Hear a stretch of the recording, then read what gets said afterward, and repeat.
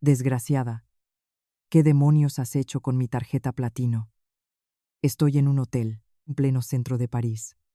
Amenazan con echarme a la calle ahora mismo. Transfiéreme 50.000 euros a mi cuenta inmediatamente. Date prisa, o me voy a morir en este maldito país. La voz, aguda y estridente, chirriaba a través de la altavoz del teléfono, mezclada con el murmullo bullicioso de voces extranjeras. Deslicé suavemente la copa de cristal, que contenía un resto de vino tinto, sobre la superficie de la mesa de roble macizo, con la mirada fija en el certificado de divorcio recién sellado con la tinta roja del juzgado. Habían pasado apenas 2 horas. No colgué el teléfono, ni siquiera me enfadé. Tomé un sorbo de vino, sintiendo su sabor astringente deslizarse por mi garganta. Luego respondí con lentitud, con un tono de voz gélido, casi etéreo. Se equivoca de número, señora. Su nuera fue expulsada de su casa esta misma mañana con las manos vacías. En cuanto a mi tarjeta, la he bloqueado. Que usted y su adorada hija tengan un viaje inolvidable a Francia. A continuación, la historia que una oyente ha enviado a nuestro programa, pidiéndonos que la compartamos con ustedes, nuestra audiencia, para recibir consejos y diferentes perspectivas en la sección de comentarios. La historia comienza ahora. Me llamo Sofía Vargas. Tengo 34 años y actualmente soy la directora financiera de una multinacional. Desde fuera, todo el mundo decía que había nacido con estrella, una carrera meteórica, un sueldo envidiable y además casada con Javier Romero, un hombre de apariencia distinguida y serena. Sin embargo, nadie sabía que detrás de esa fachada de matrimonio perfecto me había atado voluntariamente a un agujero negro de explotación, un lugar donde mi paciencia era considerada por ellos como una obligación ineludible. La familia de mi marido no era rica. De hecho, si he de ser sincera, apenas llegaban a fin de mes. El padre de Javier falleció joven, e Isabel, mi suegra, crió sola a sus 2 hijos, Javier y su hermana pequeña, Cristina. Uno podría pensar que una mujer que había luchado tanto para sacar adelante a sus hijos entendería el valor del dinero y el esfuerzo. Pero no. Isabel padecía una enfermedad crónica que yo llamo el síndrome de la aristócrata de pacotilla. Siempre se consideró a sí misma una persona de alta cuna, simplemente porque un antepasado lejano de su familia había sido un funcionario menor en la administración de antaño. Ese linaje, tan remoto que resultaba irrelevante, no servía para pagar facturas, pero era el motivo por el que se daba aires de grandeza y el arma que utilizó para menospreciarme desde el primer día que puse un pie en su familia como nuera. Cuando éramos novios, Javier era un encanto. Trabajaba como un diseñador gráfico, sin pena ni gloria, con un sueldo de 3 al cuarto. Pero sabía cómo ser atento y cariñoso. Siempre me decía, puede que no tenga dinero, pero tengo un corazón sincero. En esta vida solo te necesito a ti. No me importa cuánto ganes. Seré tu apoyo incondicional. A los 20 y tantos, las mujeres a menudo caemos rendidas ante ese tipo de palabras dulces y baratas. Yo, una mujer siempre inmersa en cifras y áridos informes financieros, de repente sentí mi corazón ablandarse ante aquella falsa ternura. Advertencias de mi familia sobre cómo una disparidad tan grande en la mentalidad financiera sería la semilla de una tragedia. El día de la boda cubría absolutamente todos los gastos, desde el restaurante de 5 estrellas y el coche nupcial hasta la sesión de fotos de preboda en el extranjero. Javier me dijo, «Mamá ha estado enferma últimamente y los ahorros de la familia casi se han agotado. ¿Puedes adelantarlo tú, cariño?» Más adelante, lo que es mío es tuyo. Me tragué mis dudas y lo dejé pasar, pensando que entre marido y mujer, no había que hacer cuentas. Pero no podía imaginar que esa falta de cálculo sería precisamente lo que alimentaría la avaricia de toda una familia que ya se preparaba para vivir del cuento. Nos mudamos a un ático de casi 200 metros cuadrados en el centro de Madrid que yo había comprado. La propiedad estaba a mi nombre desde antes del matrimonio. Javier se instaló conmigo y, por supuesto, se trajo a su madre y a su hermana, Cristina. Isabel entró en mi casa, con sus suelos de mármol reluciente, y sus ojos brillaron con codicia. Pero de su boca solo salió una frase mordaz: un piso en la ciudad no es más que una jaula de oro en las alturas. En mi pueblo tenemos terrenos que no se acaban, sales por la puerta y tienes el jardín. En fin, supongo que tendré que hacer el sacrificio de mudarme aquí para poder enseñarle a mi nuera cómo se llevan las cosas, que con mi Javier solo, sin nadie que le guíe, se me echa a perder. Me quedé de piedra, en medio de la casa que había comprado con mi propio esfuerzo, tras noches en vela trabajando en proyectos. Era rebajada a la categoría de una nuera que necesitaba ser educada para ser digna de aquella jaula de oro. Javier, a mi lado, me apretó suavemente el brazo y me guiñó un ojo.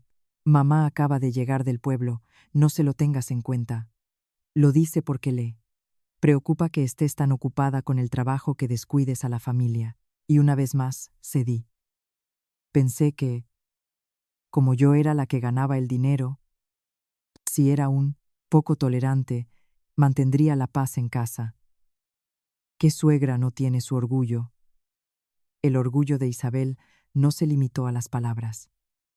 Empezó a materializarse en forma de facturas desorbitadas. Cristina, mi cuñada, ya tenía 26 años, pero no tenía intención de buscar un trabajo decente. Se autodenominaba emprendedora y se pasaba el día presumiendo de vestidos y modelitos, grabando vídeos insulsos de bailes para en redes sociales. Tenía una costumbre muy curiosa. Cada vez que quería ir de compras, nunca le pedía dinero a su hermano, siempre acudía a su madre. Entonces, Isabel me llamaba al salón, me servía una taza de té y comenzaba su sermón habitual. Sofía, hija, carraspeaba.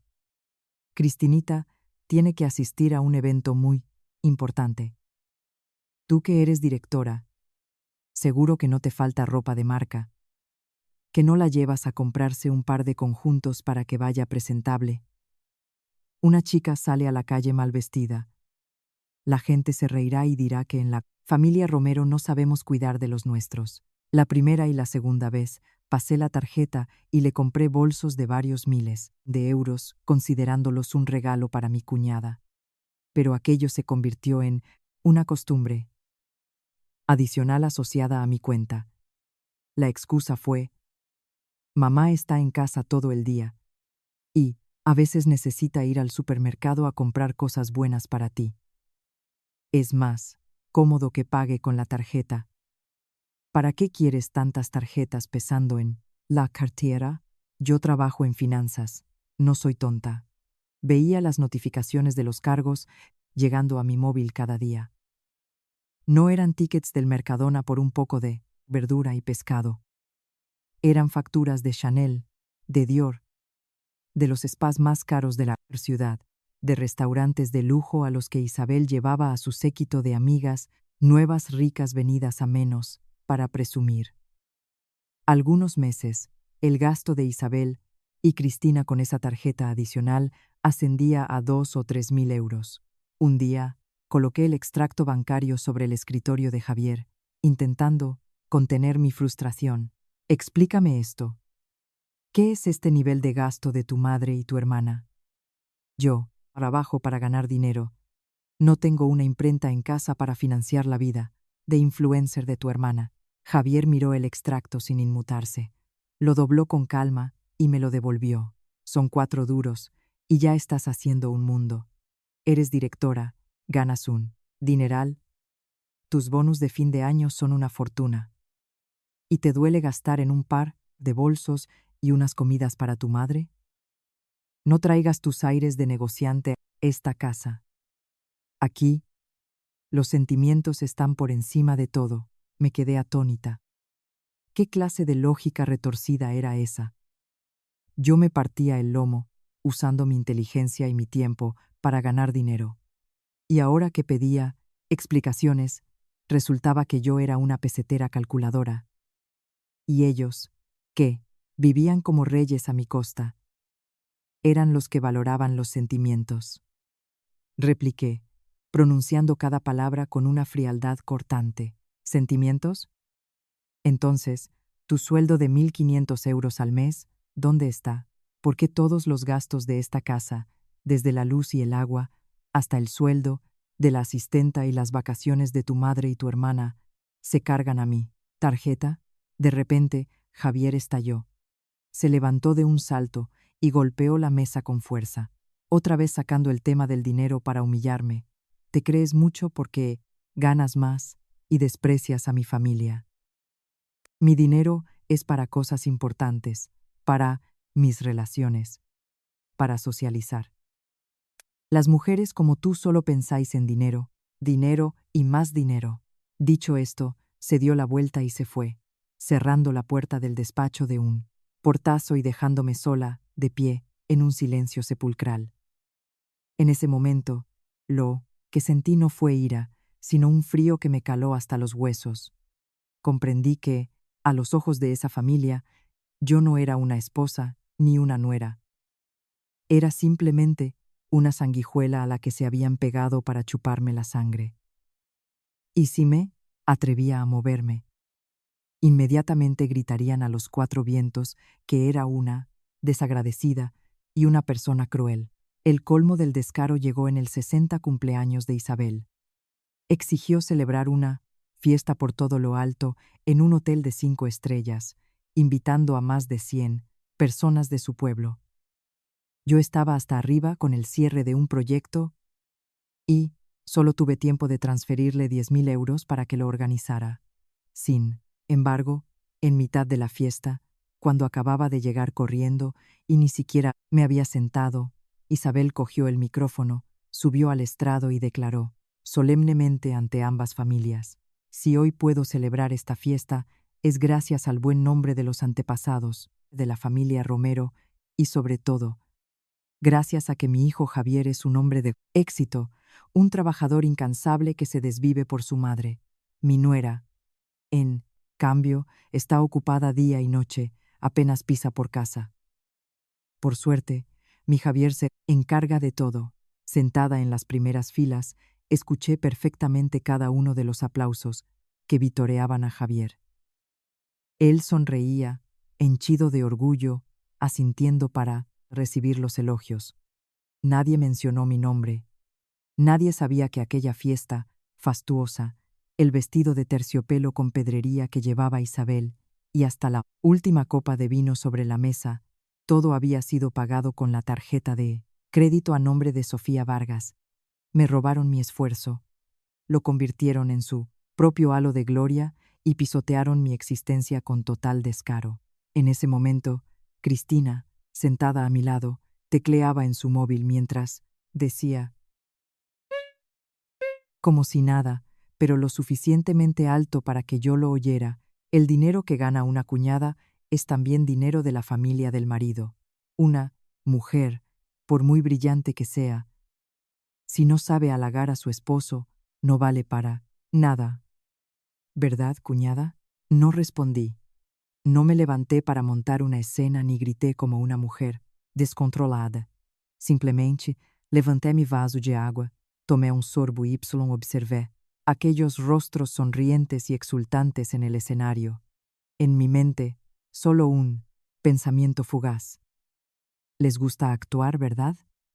¿Les gusta vivir una vida de aristócratas con el sudor de otros? Pues disfrútenlo. Vuelen alto, muy alto, porque cuando decida quitar la escalera, la caída les romperá todos los huesos. Y la oportunidad de quitar esa escalera llegó mucho antes de lo que imaginaba. Todo comenzó con un viaje a Europa que costaría cerca de 150.000 €. Mucha gente se preguntará, ¿cómo una directora financiera, con una mente entrenada para analizar cada cifra en un balance, pudo permitir que la familia de su marido la desangrara hasta ese punto? La respuesta reside en una palabra que ha sido utilizada como una corona de espinas para innumerables mujeres: la devoción familiar. La cifra de más de 100.000 euros al año no apareció de la nada. Fue un proceso lento, como el de la rana en agua tibia, que Javier y su madre, Isabel, aplicaron conmigo con una sutileza diabólica. Al principio, eran solo unos cientos de euros para regalos en Navidad o cumpleaños. Luego, se convirtieron en costosos seguros de vida que contraté para toda la familia. Después, vinieron las vacaciones en resorts de 5 estrellas dentro de España, con la excusa de que mamá ya es mayor, ha trabajado mucho toda su vida, ahora es el momento de que sus hijos se lo recompensen, pero la codicia humana es un pozo sin fondo. Cuando se dieron cuenta de que era más fácil pedirme dinero que ganárselo, empezaron a considerar mi aportación económica como un derecho adquirido, un impuesto que estaba obligada a pagar para ser la nuera de los Romero. Cristina, mi cuñada con su etiqueta de col emprendedora, empezó a pedir sumas de dinero cada vez mayores. Una vez, durante la cena, se sentó al lado de Javier y se quejó con un tono lastimero. «Ay, Javier, es que el algoritmo de las redes sociales ha cambiado. Necesito invertir en un equipo de grabación profesional y contratar a un equipo para mejorar mi imagen. Dile a Sofía que me ayude con el capital inicial, como una inversión. Unos 20.000 euros serían suficientes. Cuando me haga famosa, se lo devolveré multiplicado por 10. Estaba sirviéndome comida y levanté una ceja. 20.000 euros para una fantasía, sin un plan de negocio coherente. Me negué rotundamente. El dinero para invertir no es un regalo. Si lo necesitas, prepara un plan de negocio y lo revisaré para liberarte los fondos por fases. No voy a tirar el dinero por la ventana. Una simple frase, totalmente profesional y lógica para mí, fue como encender la mecha de un barril de pólvora. Isabel golpeó la mesa con los palillos. Con la cara zararoya de ira. Tú eres directora en la calle, pero no en esta casa. Es tu hermana, necesita ayuda para empezar su carrera, y tú le vienes con planes y fases. Lo que pasa es que eres una tacaña con la familia de tu marido. Eso es lo que pasa. En esta casa, el dinero es secundario. Los lazos familiares son lo eterno. No traigas tus fríos modales capitalistas a las relaciones de sangre. Javier, como de costumbre, se puso inmediatamente del lado de su madre y su hermana. Me cogió del brazo, una táctica de manipulación emocional que dominaba a la perfección. Sofía, me decepcionas. ¿De qué sirve que ganes tanto dinero si no puedes ayudar a tu familia cuando lo necesita? Siempre estás pensando en tus números sin alma. Mamá tiene razón, eres demasiado calculadora. Chris solo te pide unos miles de euros, lo que te cuesta uno de tus bolsos. ¿Por qué eres tan mezquina? En ese instante, miré las 3 caras que me juzgaban. Una suegra en el papel de matriarca moralista, una cuñada en el papel de víctima indefensa y un marido en el papel de juez imparcial. Los 3 formaban una alianza perfecta, usando una moralidad falsa para obligarme a abrir la cartera. Si me oponía, me convertiría en la mala de la película, la que destruía la armonía familiar, y elegí transferirles los 20.000 euros. No porque les tuviera miedo, sino porque, en ese momento, todavía era lo suficientemente ingenua como para creer que mi cesión compraría la paz, que Javier valoraría mi sacrificio. Pero me equivoqué estrepitosamente. Esos 20.000 euros se evaporaron en 2 meses. En viajes para posturear en redes, fiestas y juergas de Cristina con su pandilla de vagos. A partir de ese día, me convertí oficialmente en su fondo de crédito a fondo perdido, 100.000 euros al año. Esa era la suma total que mi tarjeta de crédito adicional tenía que soportar para sus gastos de lujo, sus compras de marcas sin miramientos y los viajes para mantener las apariencias de mi suegra y mi cuñada. Mientras tanto, Javier se jactaba ante sus amigos de que mantenía a su madre y a su hermana como reinas. Pero, por supuesto, nadie sabía que el trono en el que se sentaban estaba forjado con mi inteligencia, mi sudor y mis noches en vela trabajando hasta la extenuación. Creían que yo era una máquina de hacer dinero, sin sentimientos, que bastaba con pulsar el botón de la moralidad para que soltara billetes. Pero olvidaron una regla fundamental del mundo financiero: ninguna inversión es gratuita. Y una vez que el inversor descubre que la empresa es un fraude, no solo corta la financiación, sino que reclama todo lo invertido.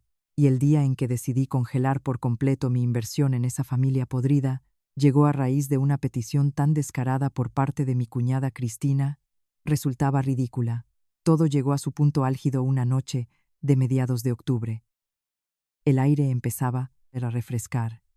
Volví a casa después de una reunión del Consejo de Administración que había durado 8 horas.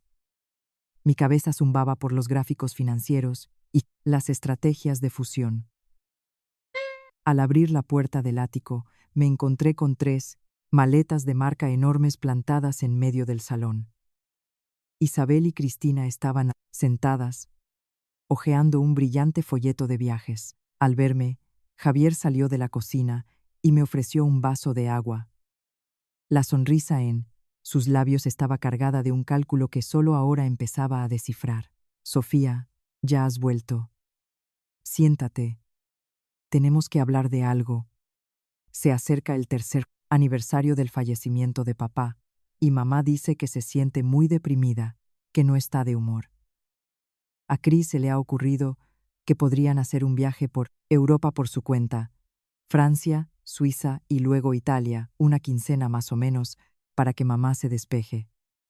Como ya es mayor, necesita viajar con comodidad. Así que Cris ha pensado en reservar billetes en primera clase y hoteles de 5 estrellas para que no le duelan los huesos. Sostenía el vaso de agua sin haber llegado a beber cuando me detuve. Europa, hoteles de 5 estrellas, primera clase. Un viaje para animarse por el aniversario de la muerte del padre. La excusa era tan absurda que apestaba a parasitismo. ¿Cuál es el presupuesto estimado?, pregunté directamente, sin mostrar ninguna emoción.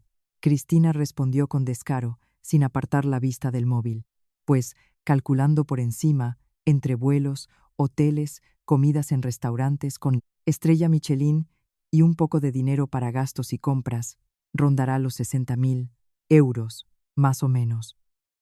Necesitamos que gestiones la garantía para el visado y que aumentes el límite de la tarjeta platino de mamá a 80.000 euros, por si surgen imprevistos. Como eres directora financiera, esos papeles para demostrar ingresos para el visado Schengen los haces en 1 minuto. 60.000 euros. Para un paseo por Europa de 2 personas que no generaban ni un céntimo. Esbocé una leve sonrisa. Si hubiera sido la Sofía de un año atrás, probablemente habría aceptado a regañadientes para mantener esa falsa paz. Pero, en ese preciso momento, en mi bolso reposaba una carpeta que un detective privado me había entregado esa misma tarde. No eran documentos de la empresa, eran fotografías nítidas y extractos bancarios detallados que probaban cómo Javier, mi marido, el que siempre jugaba a ser el hombre íntegro y moral, estaba usando el dinero que yo transfería a nuestra cuenta común cada mes para mantener a una amante llamada Noelia, una chica de 22 años, fresca, descarada y embarazada de 3 meses. Lo más repugnante fue que, en una grabación que el detective consiguió en un Nerravas restaurante, Javier le decía a su amante: «Ten un poco más de paciencia. Mi mujer es tonta del bote, siempre con la cabeza metida en el trabajo. Todo el precia, dinero que gana nos lo gastamos mi madre, mi hermana y yo». Espera a que mi madre vuelva de Europa y usaré la excusa de que no me puede dar un hijo varón para pedir el divorcio y obligarla a dividir el ático. Entonces, os traeré a ti y al niño a vivir conmigo y seremos felices. Un plan perfecto. Una obra de teatro montada por unos parásitos que querían chuparme hasta la última gota de sangre, echarme de mi propia casa y meter a la amante en mi lugar. Pensaban que yo era una pieza ciega en su tablero de ajedrez, que podían mover a su antojo. Miré a Javier, a su falsa expresión de preocupación por su madre. Luego miré a Isabel y a Cristina, que ya discutían con entusiasmo sobre cuántos bolsos de Hermès comprarían en París. Una llama gélida recorrió mis venas. No era ira, no sentía ganas de gritar, de montar una escena o de llorar. Era la lucidez extrema de alguien que está a punto de limpiar toda la basura de su vida. De acuerdo, respondí secamente, dejando el vaso sobre la mesa. Javier se sorprendió un poco. Quizás no esperaba que aceptara tan rápido. Cristina, en cambio, soltó un gritito de alegría y vino a abrazarme del brazo. «Ay, cuñada, eres la mejor. Eres una jefa. Qué suerte tiene esta familia de tenerte. Claro, me pondré en contacto con la agencia de viajes con la que colaboramos para que os gestionen el visado VIP a ti y a mamá. Y aumentaré el límite de la tarjeta a ilimitado para que viajéis sin preocupaciones. Vete a despejarte, mamá. La oportunidad de viajar por Europa con mi tarjeta no se presenta todos los días. Sonreí. Si hubieran sido un poco más listos, se habrían dado cuenta de que mi sonrisa no contenía ni una pizca de generosidad. Se parecía más a la sonrisa de un verdugo justo antes de asestar el golpe final. Ellos, eufóricos, se pusieron a llamar a todo el mundo para presumir. Javier suspiró aliviado, con un brillo de suficiencia en los ojos, creyéndose el más listo del mundo. No sabían que sí, era un billete de ida a una pesadilla que jamás olvidarían. El vuelo a París estaba reservado. Y ese era el momento en que yo empezaría a tejer mi red final. Dicen que lo más temible de una mujer no es cuando grita, rompe cosas o llora, desconsoladamente. Lo más temible es cuando permanece en silencio, con una sonrisa en los labios, mientras en su cabeza organiza cada pieza del tablero para llevar a su oponente a un jaque mate. Durante las 3 semanas que Isabel y Cristina esperaron para tramitar el visado, mi casa se convirtió en el escenario de una farsa ridícula. Mi suegra iba y venía, llamando a todas sus amigas de su círculo de nuevas ricas para alardear. «Ay, queridas, la semana que viene me voy a París. Mi nuera lo paga todo, tarjeta platino sin límite. Me ha dicho que compre sin mirar el precio, y que sí, me canso. Descansé en hoteles de 5 estrellas. Qué suerte la mía. Qué nuera, tan buena he sabido educar». Cristina, por su parte, se dedicaba a comprar ropa de invierno carísima y a llenar maletas con artículos de marca que yo acababa de pagar. Incluso había hecho una lista detallada de las tiendas de lujo de la Avenida de los Campos Elíseos, con la intención de arrasar con todo para luego hacer videos de unboxing para su basura de canal en redes sociales. Y Javier interpretaba a la perfección el papel de hijo devoto y marido ocupado. Cada noche ponía la excusa de tener cenas de trabajo, pero en realidad se iba al apartamento de lujo que había alquilado en secreto con mi dinero para retosar con su amante embarazada. De vez en cuando, al volver a casa, me pasaba el brazo por los hombros y me susurraba palabras vacías. «Gracias por cuidar de mamá, cariño. Cuando se vaya, tú y yo recuperaremos el tiempo perdido, ¿vale?» Yo solo sonreía con desdén y me apartaba con la excusa de estar cansada. Antes, su contacto me habría provocado náuseas, pero ahora lo miraba como a un payaso, haciendo cabriolas en un escenario, sin saber que la única espectadora tenía en sus manos el detonador. Durante esas 3 semanas, mi silencio se tradujo en acciones legales financieras extremadamente precisas, frías y sin fisuras. Como directora financiera, sabía perfectamente cómo mover y proteger legalmente mi patrimonio. Lo primero que hice fue contactar con uno de los mejores bufetes de abogados especializados en derecho de familia. Les proporcioné todas las pruebas del adulterio de Javier. Fotos, grabaciones y extractos de las transferencias que había hecho para pagar los caprichos de su amante. A continuación, reestructuré todos mis activos. El ático era un bien privativo, adquirido antes del matrimonio, y podía demostrar que el 100% de los fondos provenían de mi cuenta personal. El dinero en efectivo, las acciones y los bonos, los transferí a un fondo fiduciario independiente, sin ninguna relación con lo que se considera bienes gananciales. Lo calculé todo con tal meticulosidad que, si Javier iba a juicio a reclamar su parte, lo único que recibiría sería un papel en blanco y las deudas de las tarjetas de crédito que había abierto a su nombre para sus gastos personales. También hablé directamente con el banco emisor de la tarjeta Platino, la de alto límite de crédito de la que mi suegra y mi cuñada tenían las tarjetas adicionales. Configuré una orden de bloqueo pendiente en el sistema. Con una simple confirmación mediante un código OTP en mi móvil, ambas tarjetas adicionales quedarían bloqueadas al instante, sin posibilidad de pagar, sacar efectivo ni consultar el límite en ningún país del mundo. Finalmente, envié un burofax a la agencia de viajes internacional, la que había gestionado la garantía del visado VIP para Isabel y Cristina. En el texto, incluí una cláusula de cancelación. Mi garantía financiera cesaría de inmediato si se producía un cambio en mi estado civil con un miembro de su familia. El día que las acompañé al aeropuerto, seguí interpretando el papel de nuera devota.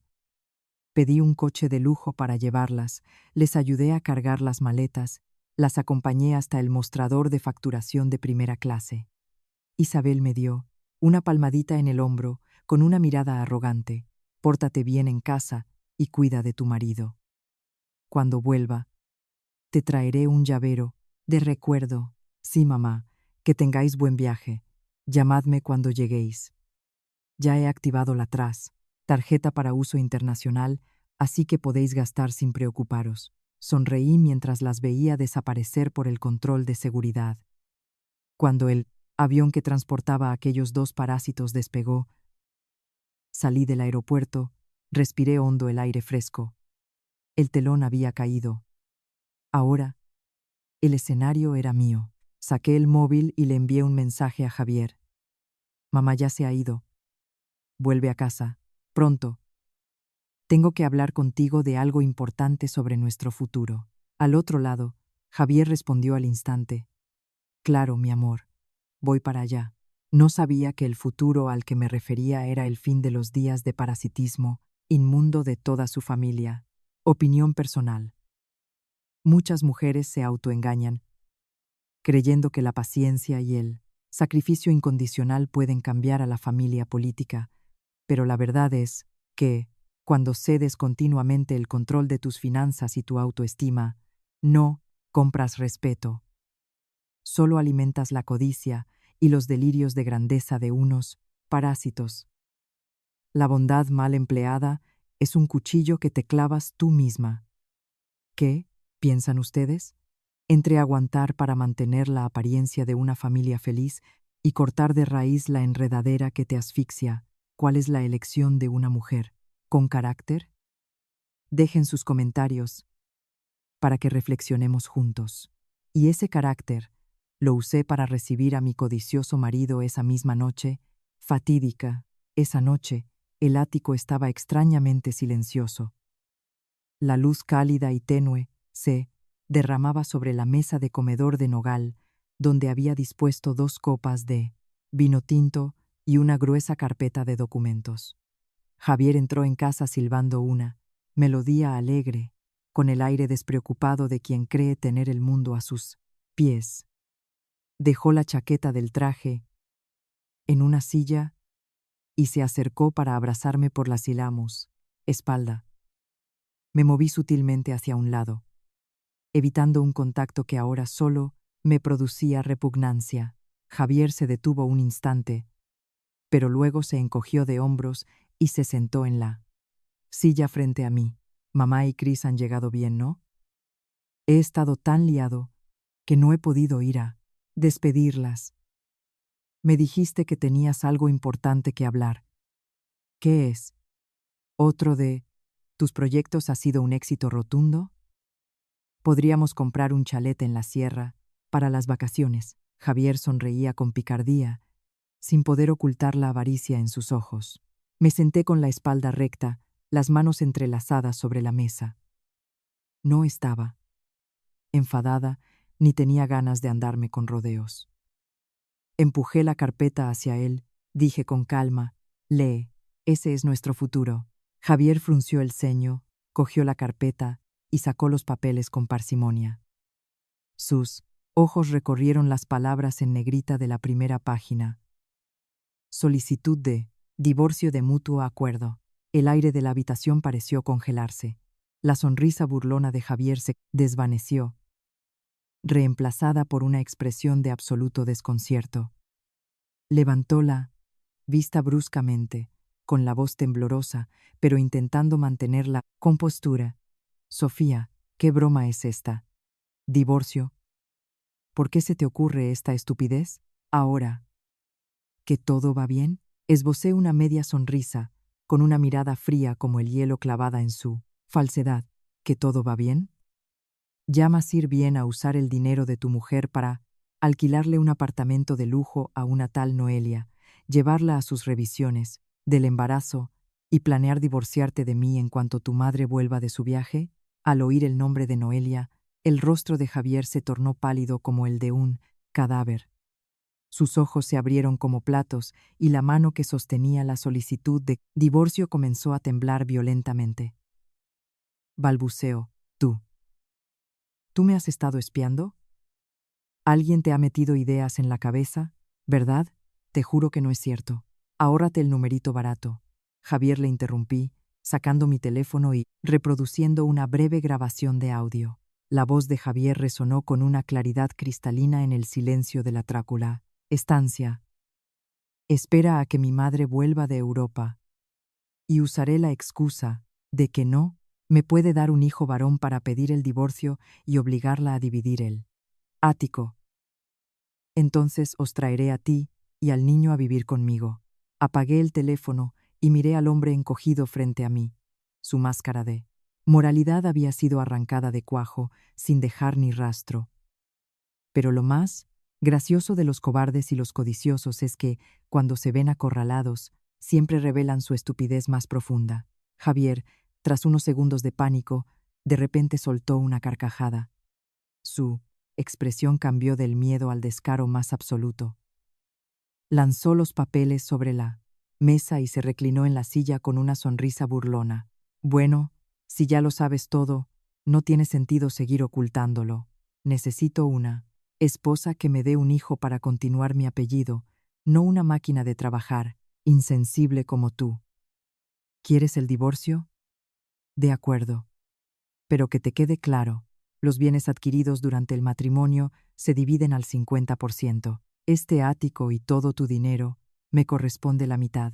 Se creía con la sartén por el mango. Creía que la ley le daría la mitad de una fortuna a la que no había contribuido con un solo céntimo.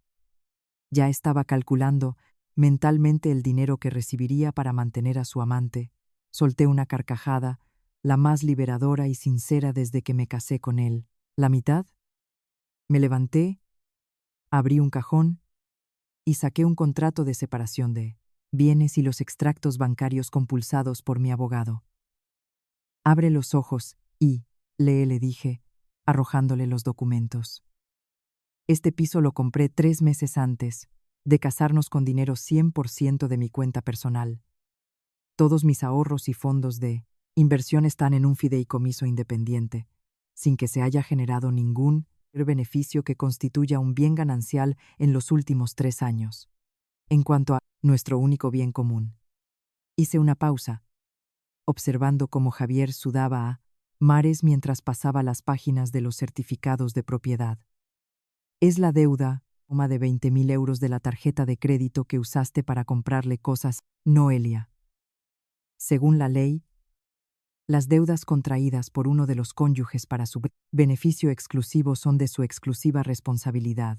En otras palabras, cuando salgas del juzgado, solo tendrás 2 manos vacías y una montaña de deudas. No te llevarás ni un solo ladrillo de esta casa. El rostro de Javier cambió del blanco al gris ceniza. Se abalanzó sobre la mesa, golpeándola y gritando: «Me has engañado, me has tendido una trampa, eres una arpía. Yo no te he tendido ninguna trampa. Simplemente estoy limpiando los parásitos, la basura de mi vida», repliqué, con voz firme, sin darle opción a réplica. «Ahora, firma la solicitud de divorcio y lárgate de mi casa esta misma noche. Sí, te niegas. Mañana por la mañana todas las pruebas de tu adulterio, junto con una demanda por bigamia, estarán en el juzgado. Y también enviaré una copia a tu jefe y a la familia de Noelia. A ver qué queda de tu máscara de hombre, respetable.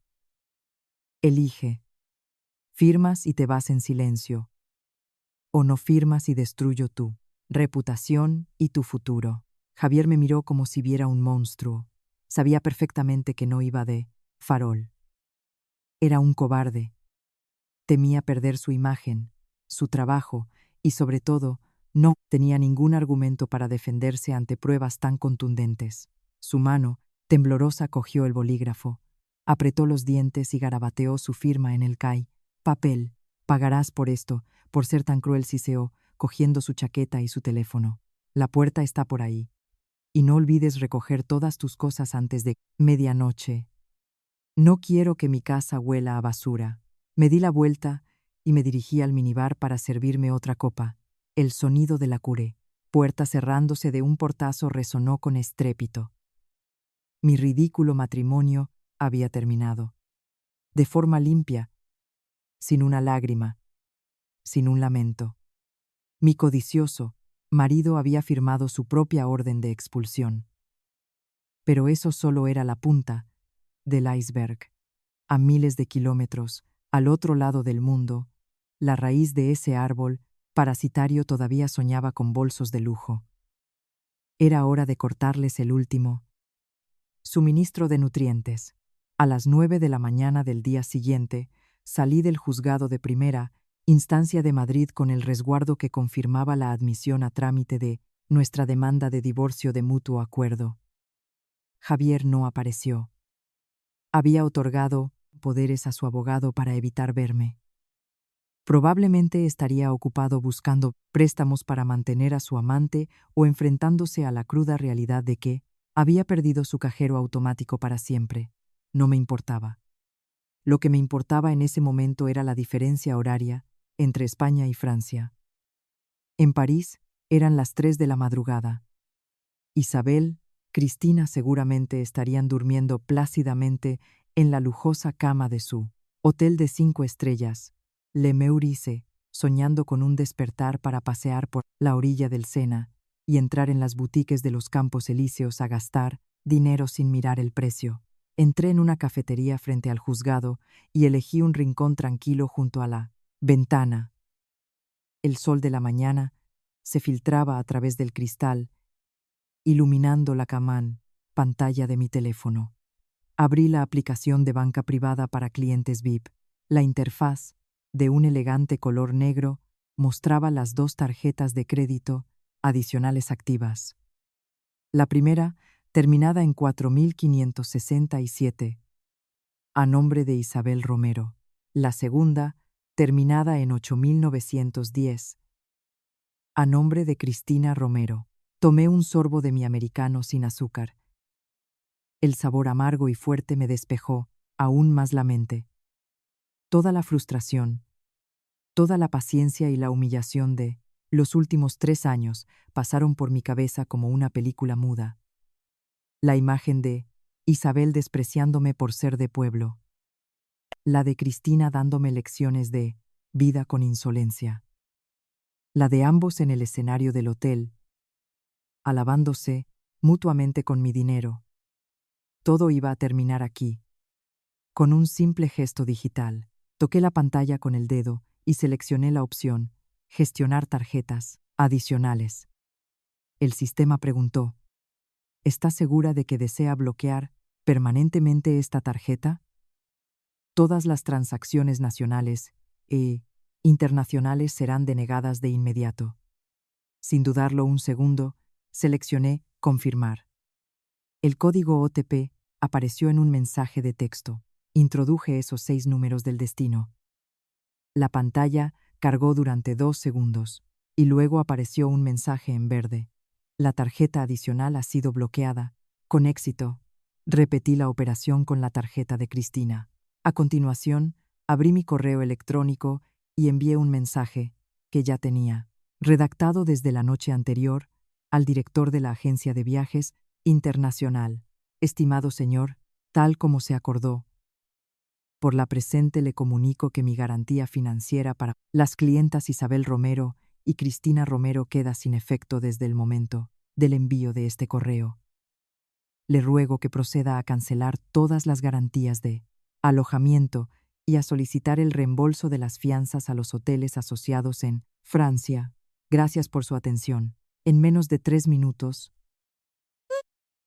todo el sistema financiero que sostenía el sueño aristocrático de madre e hija en Europa se había derrumbado por completo. La habitación del hotel de 5 estrellas, donde dormían, ya no tendría el pago garantizado. El desayuno buffet imperial del día siguiente no podría ser pagado con tarjeta.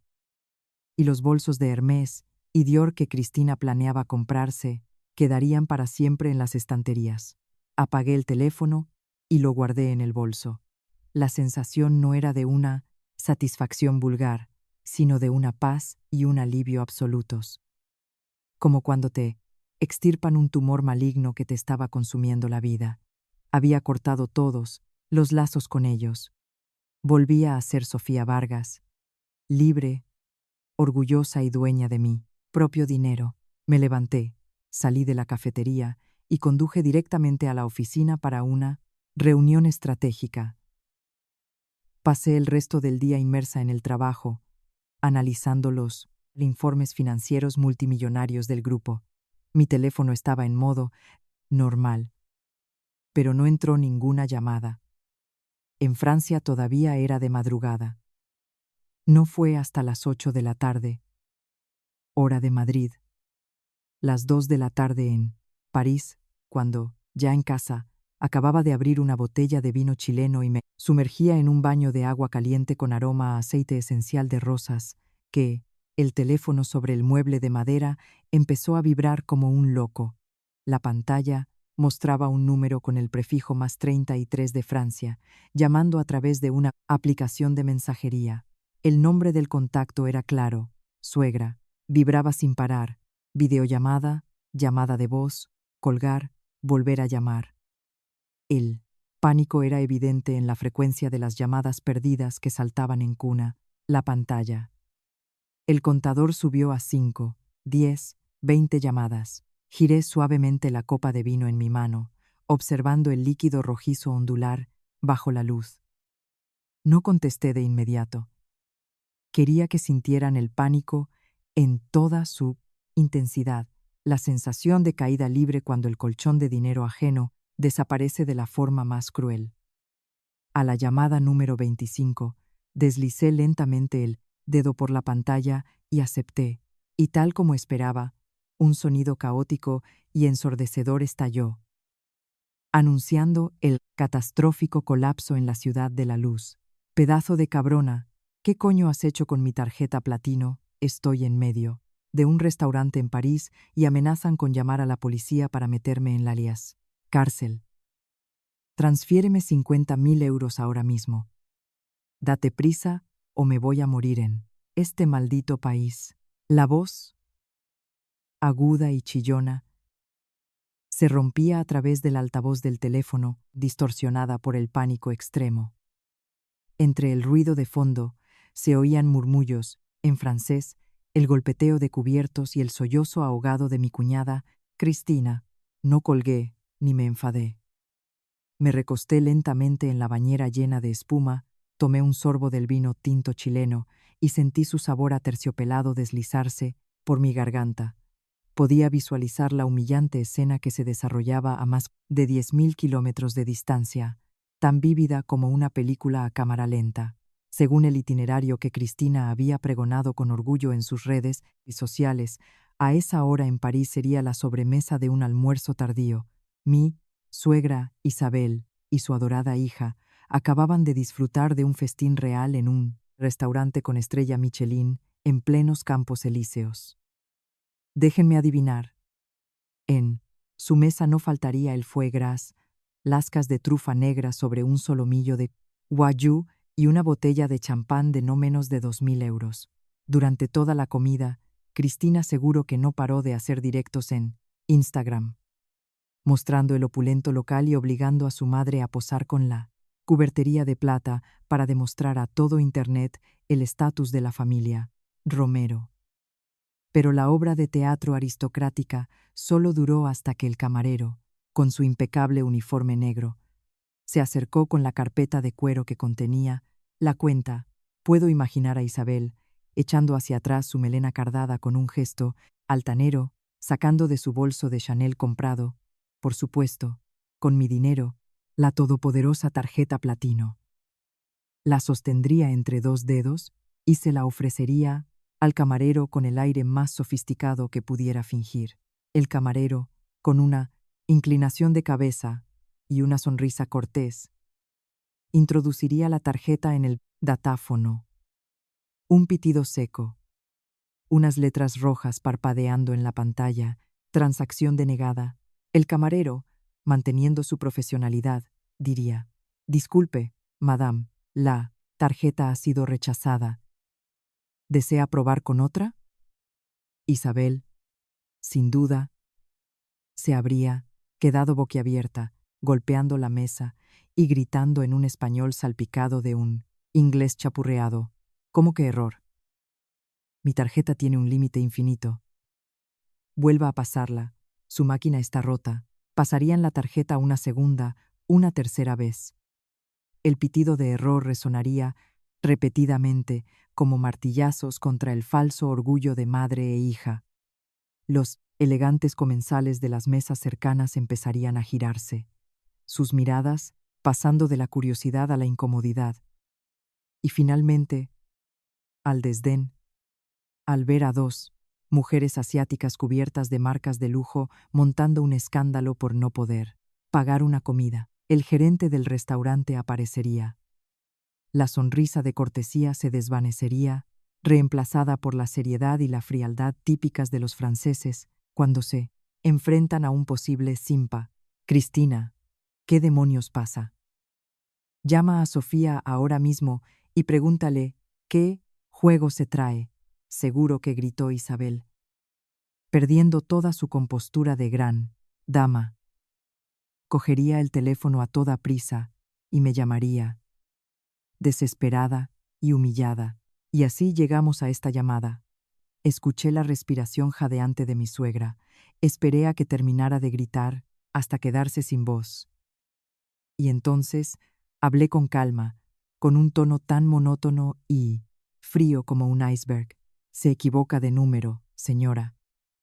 A su nuera la acaba de echar de casa el hijo de usted para meter a su amante. Y mi tarjeta la he cancelado permanentemente. Que usted y su adorada hija tengan un viaje inolvidable a Francia. Ah, por cierto, se me olvidaba comentarle que, según la ley de allí, no pagar en un restaurante con estrella Michelin puede acabar con usted esposada y en un furgón policial. Que disfrute aprendiendo francés. Aviso: los siguientes acontecimientos de la historia han sido enriquecidos creativamente con tecnología de IA para ofrecer a nuestros oyentes momentos de entretenimiento dramático y extraer profundas reflexiones sobre la ley del karma en la vida. Al oír mis palabras, al otro lado de la línea se hizo un silencio sepulcral, pero fue un silencio breve. Fue la calma antes de que la bestia acorralada intentara agarrarse a otro clavo ardiendo. Un clavo ardiendo que ella creía todopoderoso, su adorado hijo. ¿Qué? ¿Qué dices? ¿Divorcio? ¿Echarle de casa? Estás loca, Sofía. Espera y verás. Voy a llamar a Javier ahora mismo. Le diré que se deshaga de una vez por todas de una mujer maleducada como tú. En cuanto Javier me transfiera el dinero, volveré a España y te arrancaré la piel a tiras. Isabel siseó entre dientes, todavía aferrada a sus delirios de poder. Colgó con un golpe seco. Dejé el teléfono a un lado, cogí una toalla mullida y empecé a secarme. Una sonrisa tenue se dibujó en mis labios. Pobres parásitos. Incluso cuando se le corta el suministro vital, se niegan a creer que su fachada de opulencia no es más que un castillo de naipes. En ese mismo instante, casi podía visualizar la escena. Isabel, con las manos temblorosas, en medio del lujoso restaurante parisino, bajo la atenta mirada de dos guardias de seguridad, marcando frenéticamente el número de Javier en España. El tono de llamada sonaría a través del continente, pero lo que recibiría no sería la voz serena y segura de su hijo, el pilar de la familia.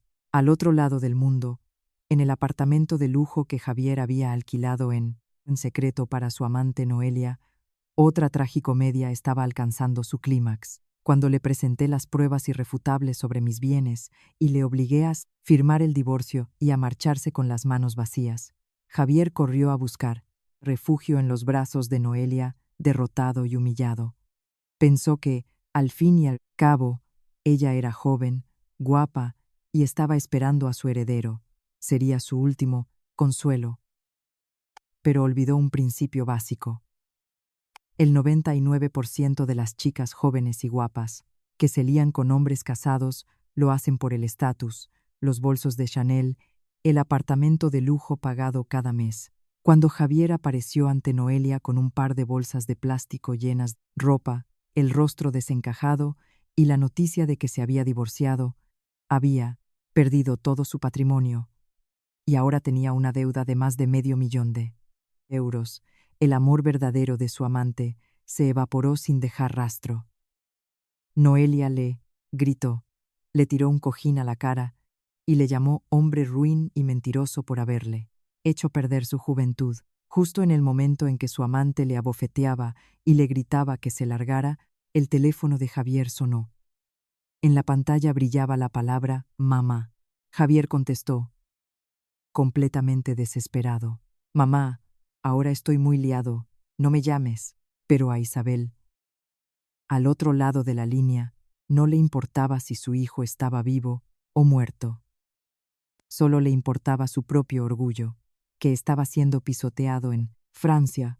Javier, Sofía nos ha traicionado. Ha bloqueado mis tarjetas y dice que se ha divorciado de ti. Me tienen retenida en el restaurante. No tengo dinero para pagar. La policía está a punto de llegar. Transfiéreme 50.000 euros de tu cuenta ahora mismo. Rápido. Al otro lado, Javier se quedó helado. La petición de su madre fue como una losa de 1.000 kilos que aplastó su última y frágil esperanza.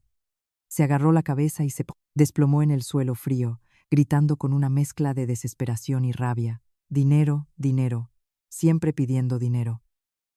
¿Te crees que soy millonario? Lo he perdido todo. El ático es suyo.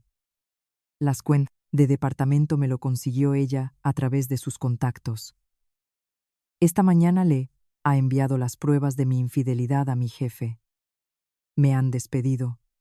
Búscate la vida como puedas. Yo ahora mismo me voy a tener que ir a vivir debajo de un puente. Tras el grito, Javier estrelló el teléfono contra una esquina de la pared. En París, Isabel se quedó como una estatua. El teléfono se le resbaló de las manos y cayó con un ruido sordo sobre la alfombra de terciopelo. Sus ojos se abrieron de par en par, su rostro se contrajo por el shock. El cielo parisino, tan glamuroso hasta ese momento, se tornó negro ante los ojos de una mujer acostumbrada a vivir a costa de los demás. La fachada de dama adinerada, las fantasía de un hijo brillante que sostenía a la familia. Todo se había hecho, añicos, cortando como cristales rotos la cruda realidad a la que ella y su adorada hija estaban a punto de enfrentarse.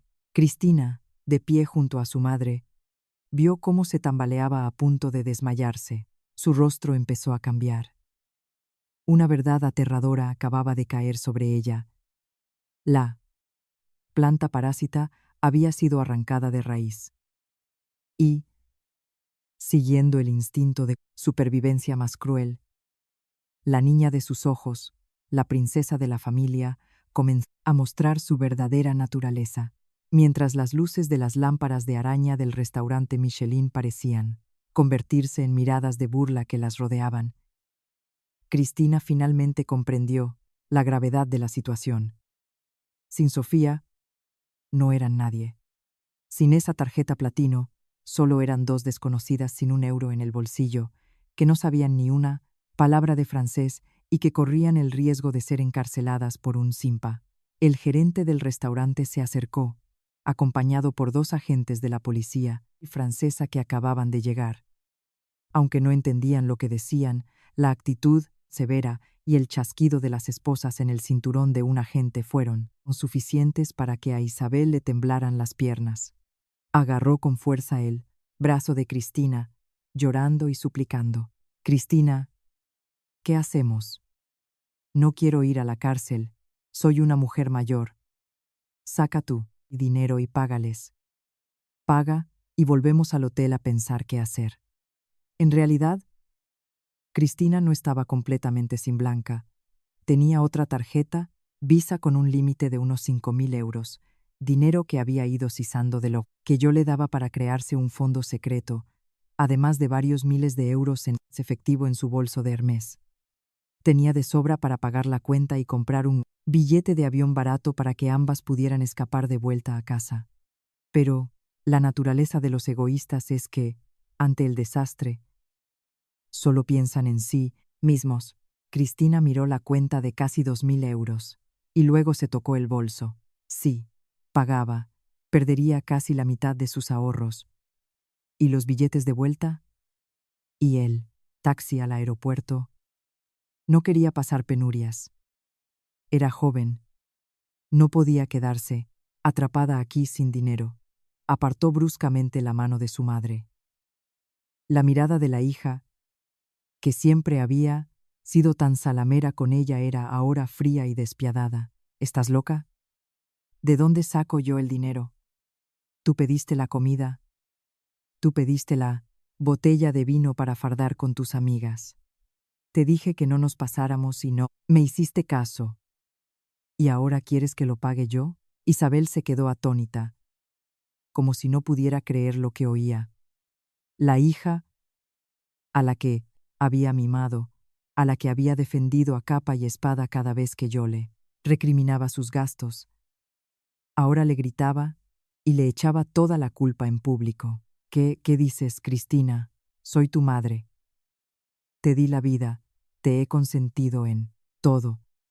¿Y ahora me racaneas unos euros?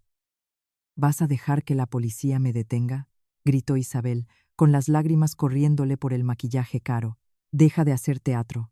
¿Te crees que eres una señora de verdad? Toda la familia ha vivido a costa de Sofía, siempre dándole lecciones, obligando a Javier a dejarla. Pues mira qué bien. Ella nos ha cortado el grifo. Javier está en la ruina. Has arrastrado a toda la familia a la miseria y ahora quieres que me hunda contigo. Siseó Cristina, culpando de toda la humillación y de todos los errores a su madre temblorosa. Con la intervención de la policía, Cristina finalmente tuvo que sacar su tarjeta personal y pagar la cuenta, apretando los dientes. El datáfono confirmó el pago, pero su cara era un poema. La seguridad del restaurante las escoltó hasta la acera, lanzándoles miradas de desprecio. Arrastrando los pies, volvieron al hotel de 5 estrellas, Le Meurice, donde les esperaba otro jarro de agua fría. El recepcionista les informó de que la garante financiera, yo, había cancelado todas las reservas. la fianza había sido devuelta a la cuenta original. Si querían quedarse, debían pagar con su tarjeta personal la tarifa de 1.500 euros por noche. Por supuesto, Cristina se negó en rotundo. No estaba loca como para gastar el resto de su dinero en una noche de lujo. Las echaron del hotel con sus 5 maletas enormes llenas de ropa y artículos de marca sin estrenar. En París empezaba a anochecer y el frío se colaba hasta los huesos. Isabel, la mujer que esa misma mañana se paseaba orgullosa con un abrigo de piel, ahora tiritaba de frío junto a una montaña de equipaje en una esquina de una calle desconocida. A su lado, su adorada hija no paraba de teclear en el móvil, con una mirada calculadora y gélida. Opinión personal.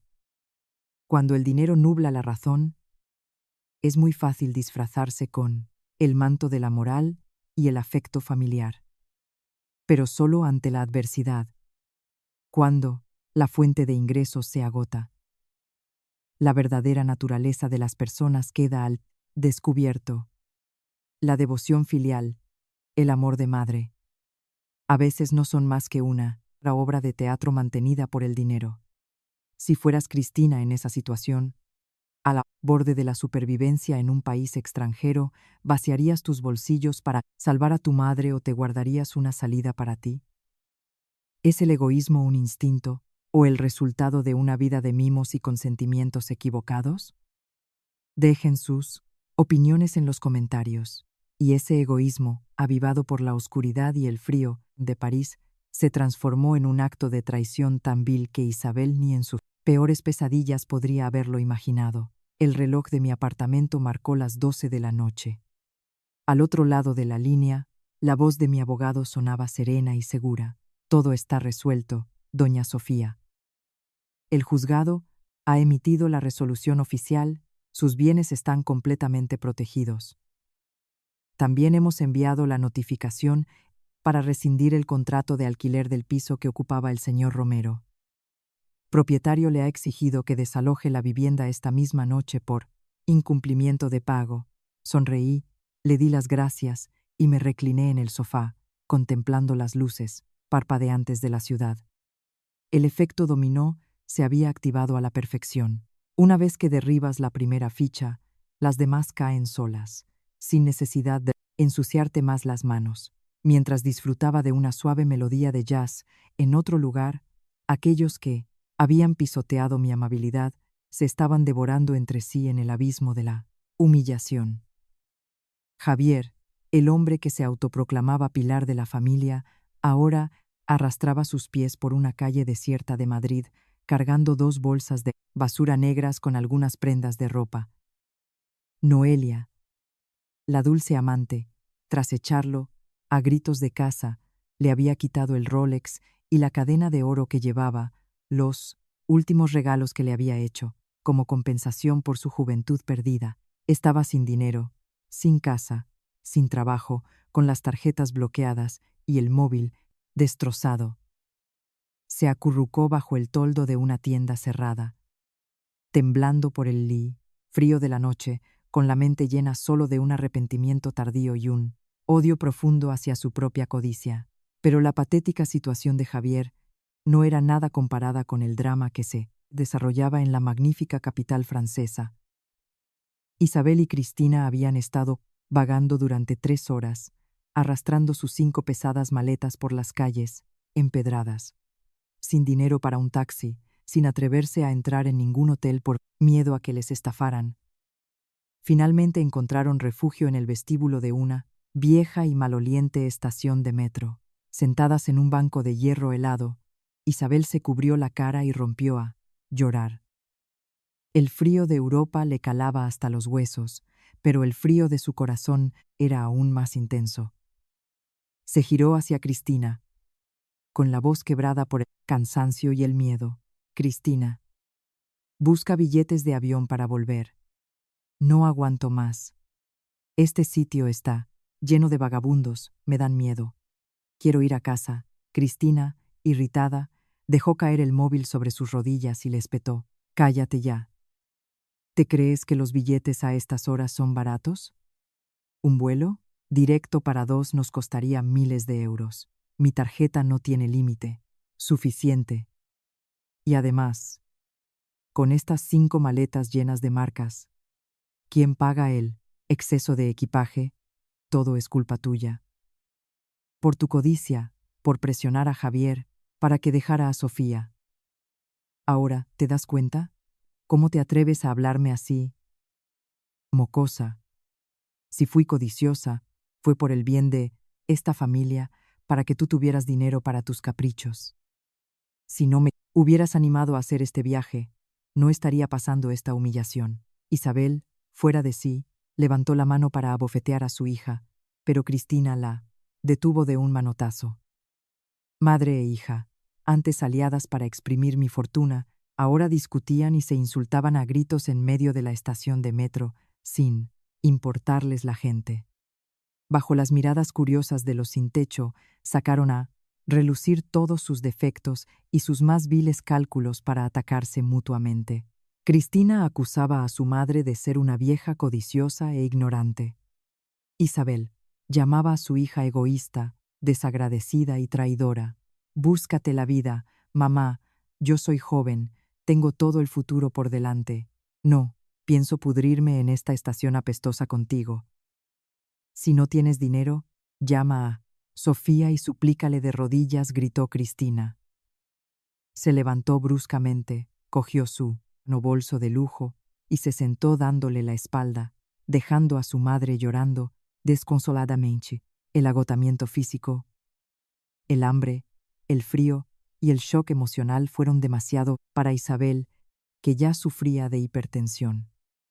Apoyó la cabeza en una maleta, con la respiración entrecortada, y sus ojos se cerraron lentamente, cayendo en un sueño profundo por el agotamiento. No sabía que, mientras sus suaves ronquidos comenzaban, un demonio llamado instinto de supervivencia despertaba en el corazón de la hija de la que tan orgullosa estaba. Cristina se giró lentamente. Sus ojos se clavaron en la bandolera que Isabel abrazaba con fuerza contra su pecho. Un plan de escape despreciable comenzó a tomar forma en la oscuridad de la noche parisina. La noche en París se volvía cada vez más fría y silenciosa, casi espeluznante. La luz parpadeante de un fluorescente en la estación desierta proyectaba sombras pálidas sobre el rostro cansado y envejecido de Isabel. Dormía acurrucada en el banco de hierro, todavía abrazando su bandolera. Y de vez en cuando se quejaba. En sueños, Cristina, sentada a poca distancia, observaba con los ojos bien abiertos. La pantalla de su móvil mostraba una aplicación de reserva de vuelos. El vuelo más barato salía a las 6 de la mañana desde el aeropuerto Charles de Gaulle hacia España, con 2 escalas, un viaje de casi 30 horas sin equipaje facturado. El precio era de 1.500 euros. El límite de su tarjeta era de apenas 1.700 euros, después de pagar en el restaurante. Si compraba 2 billetes, la tarjeta sería rechazada. Y si intentaba pagar el sobrecoste de las maletas, tampoco tendría suficiente. La elección que se le presentaba era cruel. O se quedaban las dos atrapadas, esperando un rescate improbable, o una se iba y la otra se quedaba. Y para alguien tan egoísta y acostumbrada a vivir del cuento como Cristina, la respuesta era obvia. Mamá ya es mayor. Un poco más de sufrimiento no le hará daño. Yo soy joven. No puedo quedarme aquí como una mendiga. Si se queda, mañana puede ir a la embajada a llorar y seguro que la ayudan a volver. Susurró a sí misma, justificando su vil decisión para acallar la poca conciencia que le quedaba. Se levantó sigilosamente, moviéndose con la agilidad de un gato callejero hacia el banco donde su madre dormía. Miró a su alrededor para asegurarse de que nadie la veía y lentamente deslizó su mano hacia la cremallera de la bandolera de Isabel. El sonido de la cremallera, aunque suave, resonó en el silencio como el desgarro de la última fibra de moralidad y amor filial. Isabel se movió un poco. Cristina contuvo la respiración, paralizada, con un sudor frío perlándole la frente. Esperó unos segundos hasta que la respiración de su madre se regularizó y entonces metió la mano en el bolso.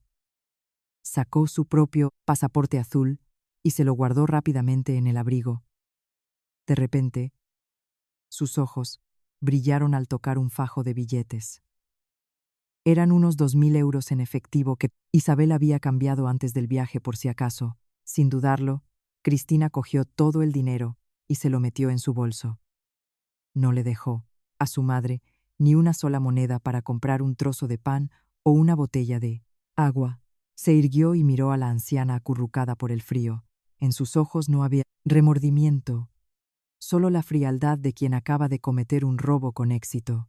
Bloqueó la pantalla del móvil, donde el billete de avión de ida a nombre de Cristina Romero acababa de ser confirmado.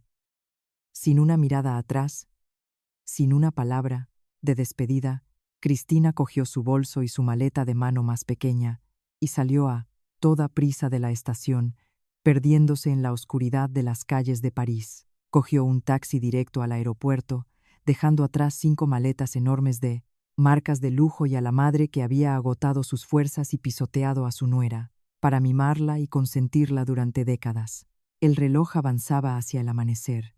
Una ráfaga de viento helado sopló desde Sena, invadiendo el vestíbulo de la estación. El frío despertó a Isabel. Abrió, con dificultad, sus ojos hinchados y miró hacia el lado del banco, que ahora estaba vacío. «¡Cristina! ¡Cristina!», llamó con voz ronca. No hubo respuesta. Levantó la cabeza y miró a su alrededor. La estación estaba desierta, salvo por unos cuantos sin techo envueltos en mantas viejas. Las 5 maletas seguían allí, pero la pequeña maleta de Cristina había desaparecido. Isabel parpadeó, intentando despejarse. Instintivamente, se tocó la bandolera. La cremallera estaba abierta de par en par. Metió la mano dentro. Buscó, frenéticamente, revolviendo cada compartimento. Ni el pasaporte de Cristina, ni el fajo de euros. Su único salvavidas se había esfumado. El corazón de Isabel pareció detenerse. La sangre se le subió a la cabeza, dejándola sorda por un instante. La cruel verdad la golpeó como una bofetada. Su adorada hija, la de la que tan orgullosa estaba, la hija por la que había presionado a su propio hijo para que se divorciara, le había robado todo el dinero y la había abandonado a su suerte en un país extranjero, sin un céntimo y sin saber el idioma. El amanecer en París comenzaba a despuntar, tiñendo el cielo de tonos grises y proyectando una luz sombría sobre el rostro arrugado y descompuesto de Isabel. Un grito desgarrador, lleno de desesperación, rompió el silencio de la mañana. Un grito que anunciaba el comienzo de una pesadilla de la que quizás la muerte habría sido una salida más dulce. El amanecer en París es, por lo general, una estampa de una belleza sublime. Un espectáculo que innumerables personas sueñan con presenciar al menos una vez en la vida. Los primeros rayos de sol bañan con una luz dorada las cúpulas de los edificios antiguos, se reflejan en las aguas serenas del Sena y despiertan el arrullo de las palomas en los alféizares. El tintineo de las tazas en los cafés que preparan sus terrazas para los primeros clientes completa una escena impregnada del romanticismo de la ciudad de la luz. Sin embargo, para Isabel en ese momento, cuanto más brillante y deslumbrante era el sol, más profunda se hacía la herida de su humillación, soledad y desesperación. Su grito desgarrador resonó en el vestíbulo de la estación de metro. «Cristina, Cristina, hija, ¿dónde estás? Mi dinero, tu pasaporte. Dios mío, hija mía, ¿quieres matarme en este país de extraños?» Isabel se levantó tambaleándose, aferrándose al borde del banco de hierro, con las rodillas temblando como si no le quedara fuerza. Sus ojos desorbitados buscaban frenéticamente en cada rincón, detrás de cada columna de cemento frío de la estación. Pero no había ni rastro de Cristina, solo unos cuantos vagabundos que, envueltos en sus mantas raídas, la miraban con una mezcla de lástima e irritación. Revolvió su bandolera por enésima vez, tirando todo su contenido al suelo. Un pintalabios caro, una crema antiarrugas de alta gama, unas pastillas para la tensión y un teléfono con solo un 5% de batería. Ni un solo billete. El fajo de euros, su único salvavidas, se había evaporado junto con la hija de la que tan orgullosa estaba. Su propio pasaporte seguía allí, en el fondo del bolso, como una burla cruel a su estatus de rica turista ahora reducida a la indigencia. Cogió el teléfono a toda prisa, sus dedos temblorosos marcaron el número de Cristina. El tono de llamada sonó, largo e insistente. Cada pitido un cuchillo, en sus nervios ya destrozados. Finalmente, una voz robótica y fría anunció que el número no estaba disponible, aniquilando su última esperanza. Cristina había quitado la tarjeta SIM o la había bloqueado. La crueldad de su hija la había empujado al abismo. Isabel se desplomó en el suelo frío, cubriéndose el rostro y llorando amargamente. Las lágrimas corrían por su cara, emborronando el maquillaje ya recorrido de la noche anterior. Empezó a murmurar, entre el autorreproche y la queja al destino: Dios mío, ¿qué he hecho yo para merecer esto? Javier en la ruina. Cristina me abandona. Todo es culpa de Sofía. Todo es culpa de esa desgraciada. Esa nuera me ha tendido una trampa, ha destruido a mi familia.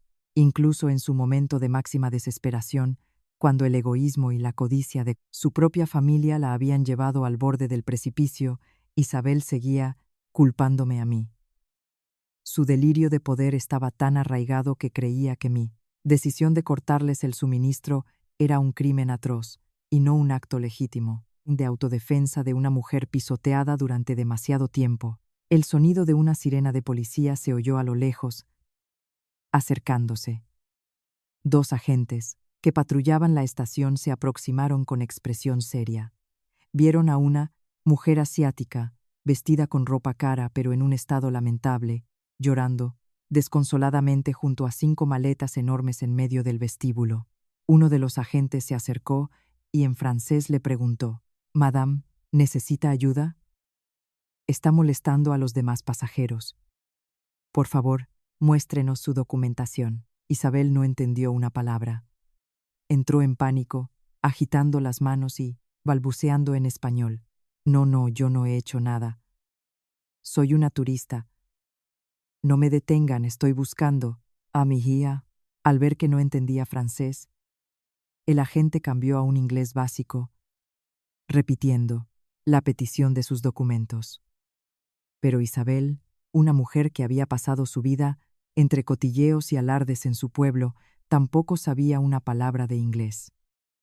La barrera del idioma aumentó su pánico y se resistió cuando el agente intentó tocarle el brazo para pedirle que se levantara.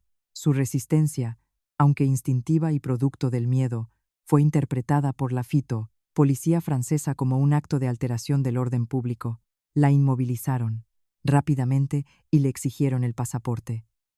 Al comprobar su documentación, vieron que era española, pero no podía comunicarse en ningún idioma internacional. No tenía dinero en efectivo, ni tarjetas de crédito válidas. La mía, ya bloqueada, estaba inútil en su cartera y estaba sola con una cantidad ingente de equipaje.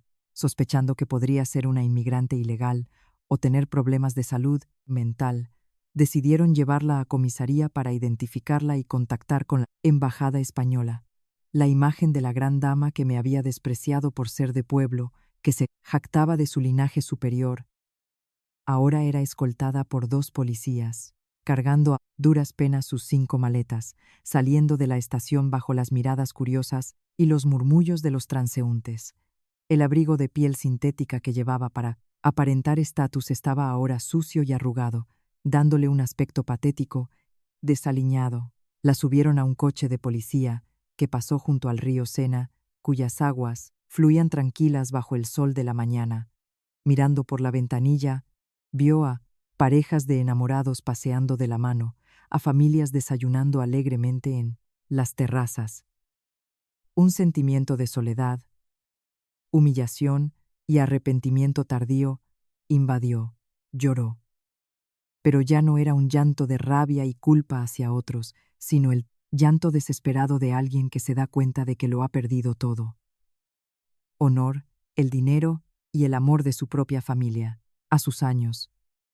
En lugar de disfrutar de una vejez tranquila, había sido despojada y abandonada por la hija a la que tanto había mimado, engañada por su hijo y dejada sin recursos por la única nuera a la que siempre había despreciado. El teléfono en su bolso vibró. Era una llamada de Javier. Pero en ese momento, Javier también estaba en la calle, sin un céntimo en el bolsillo. Su llamada era solo el grito de auxilio desesperado de otro náufrago. Isabel, temblando, sostuvo el teléfono pero no contestó. Sabía que hablar con él no solucionaría nada. La única persona que podía rescatarla de esa miseria, la única con la capacidad financiera para comprarle un billete de vuelta a casa, era una sola persona. Nuera a la que había maldecido e insultado hacía solo unas horas. Sofía. La siguiente parte de la historia contiene elementos creativos y tecnológicos, con el fin de ofrecer un entretenimiento emocionante y transmitir valiosas lecciones de vida. Isabel se mordió el labio hasta sangrar, con el rostro bañado en lágrimas. Sus dedos temblorosos buscaron mi nombre en su lista de contactos. La última llamada, la llamada de la humillación. La del orgullo pisoteado por la cruda realidad. ¿Conseguiría a cambio la clemencia de una mujer a la que había maltratado durante tanto tiempo? En ese momento, en Madrid, ya era primera hora de la tarde. Estaba sentada en mi despacho, en la planta 20 de un imponente edificio de cristal, saboreando una taza de manzanilla caliente mientras observaba distraídamente el bullicio del tráfico abajo. Tenía en mis manos el informe financiero del segundo trimestre con unos beneficios que superaban todas las expectativas. Mi vida, tras extirpar el tumor que era la familia de mi exmarido, volvía a su cauce de éxito y serenidad. El teléfono sobre la mesa vibró. La pantalla mostraba un número desconocido con el prefijo +33 de Francia. Esbocé una media sonrisa. Sabía perfectamente quién era. No podía ser Cristina. A esas horas, seguro que ya estaba cómodamente sentada en su vuelo de bajo coste de vuelta a España, satisfecha con el dinero robado a su propia madre. Tenía que ser Isabel, usando un teléfono prestado, quizás de un policía o de un funcionario de la embajada. Dejé que el teléfono sonara 6 veces antes de cogerlo y deslizar el dedo para contestar. No hablé primero. Me mantuve en silencio, esperando. Sofía. Sofía, soy yo. Soy tu suegra. Soy Isabel. La voz de Isabel sonaba, temblorosa, rota, mezclada con sollozos. No quedaba ni rastro de su arrogancia, de su tono agudo y autoritario de gran dama. Solo el sonido patético de una anciana indefensa. Suplicando ayuda, seguí en silencio. Mi silencio era como una losa sobre su pánico. Sofía, te lo ruego, te lo suplico. Sálvame. Cristina se ha llevado todo el TIS, dinero y su pasaporte, y me ha abandonado en la estación. Ha comprado un billete y se ha vuelto a España sola. La policía me tiene detenida en la comisaría. No, entiendo el idioma. No tengo dinero. Me voy a morir de hambre y de frío aquí. Cómprame un billete de avión para volver a casa. Me equivoqué. Te pido perdón, 1000 veces. Nunca más volveré a meterme contigo. Haré que Javier venga a pedirte perdón de rodillas. Te lo ruego. Las confesiones y las súplicas brotaban de su boca de forma lastimosa. Sacrificaba a su hija y a su hijo como cebo para obtener mi perdón. Pero olvidaba una cosa. El perdón no es para quienes solo se arrepienten cuando está contra las cuerdas. Soplé suavemente mi taza de té, tomé un sorbo y luego hablé con calma. Mi voz no contenía ira ni una satisfacción barata. Solo una frialdad serena, casi cruel. ¿Lo ve ahora, suegra? La hija a la que mimó como a una princesa, la hija por la que me obligó a gastar una fortuna para que se fuera a Europa a comprar lujos, ve cómo la ha tratado en cuanto ha dejado de serle útil. Le ha robado hasta el último euro y la ha dejado tirada en una calle fría de París. Y Javier, el hijo, del que tan orgullosa estaba, el pilar de la familia, el honor del apellido, ahora mismo le han desahuciado y está en la calle. ¿Quién sabe si ha conseguido volver al pueblo o si está durmiendo debajo de un puente? Al otro lado, solo se oían los sollozos ahogados de Isabel. Mis palabras eran como agujas que pinchaban sus últimas fantasías. Continué, pronunciando cada palabra con claridad. A la persona que siempre despreció, a la que llamaba la de pueblo, a la que consideraba un simple cajero automático, a la que conspiró con su hijo para echarla de casa. Esa persona es la que ha mantenido a toda su familia durante los últimos 3 años. Pero no se preocupe, no soy tan desalmada. Isabel, al oír eso, pareció aferrarse a un hilo de esperanza. Sofía, sabía que eras una buena nuera. Sálvame, por favor, sálvame. Ya le he comprado un billete de avión para volver a España, dije, interrumpiéndola. El billete ha sido enviado al correo electrónico de la Embajada Española en París. Ellos se lo imprimirán y se lo darán. Es mi último regalo para usted. Oh, gracias, hija, muchas gracias. Sabía que no me abandonarías. Volveré y te lo compensaré todo, exclamó Isabel, con la voz llena de un alivio repentino. Sonreí levemente, una sonrisa que no llegó a mis ojos. Pero tenga en cuenta una cosa. Es un billete de clase turista en la aerolínea, de bajo coste más barata. El vuelo tiene 3 escalas y dura más de 40 horas. Y, lo más importante, no incluye equipaje facturado. El alivio en la voz de Isabel se desvaneció de golpe. Un silencio mortal se apoderó de la línea. Sus 5 maletas, con sus bolsos de Chanel y Dior, sus vestidos de miles de euros. No tendrá dinero para pagar el exceso de equipaje. Tendrá que abandonarlo todo en el aeropuerto de París si quiere subir a ese avión y volver a España con las manos vacías. Que tenga un vuelo de 40 horas memorable. Adiós. Colgué. El pitido seco puso fin a la última conversación entre la mujer que una vez fue mi suegra y yo.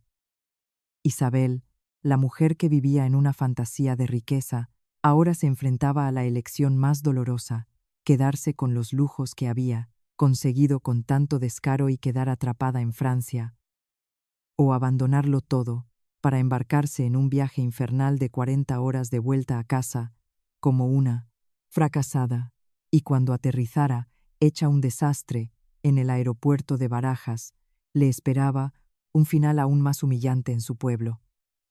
Ilusión que le quedaba de su familia aristocrática, el vuelo de 40 horas, con 3 escalas y los asientos estrechos e incómodos de la aerolínea de bajo coste, agotó las últimas fuerzas de Isabel.